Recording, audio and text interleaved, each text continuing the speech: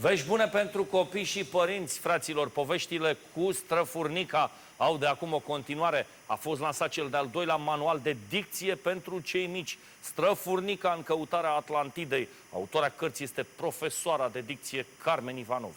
Rege Paragrafaramus, când te vei dezoriginaliza, mă voi dezoriginaliza. Când cel mai original dintre originali se va dezoriginaliza, dar când cel mai original dintre originali nu se va dezoriginaliza, nici eu, regele Paragrafaramus, nu mă voi dezoriginaliza. Acest text nu este foarte simplu, dar cu exercițiu și cu ajutorul primit de la Străfurnica, orice copil l-ar putea pronunța fără probleme. Dicția este foarte importantă chiar și pentru cei mici, pentru că modul în care ei vorbesc arată nivelul de cunoștințe și cu siguranță vor stârni admirația celor din jur. Străfurnica în căutarea Atlantidei este o călătorie magică într-o lume plină de întâmplări hazlii și minunate, care vor spori creativitatea și imaginația copiilor. În total, 200 de exerciții de dicție îi așteaptă pe cei mici. Este un manual de dicție care, de fapt, cuprinde o poveste întreagă, o întreagă aventură cu exerciții de dicție ascunse în text. De acum vorbim despre un roman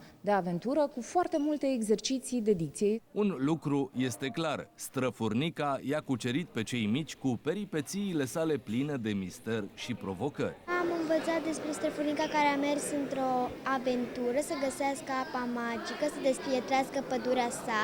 Am exersat în fiecare zi și am început să citesc din ce în ce mai bine și cursiv.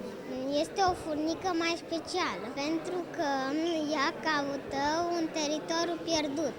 Din aventurile petrecute alături de Străfurnica, cei mici vor avea doar de câștigat. Își vor îmbogăți limbajul și vor obține o dicție impecabilă.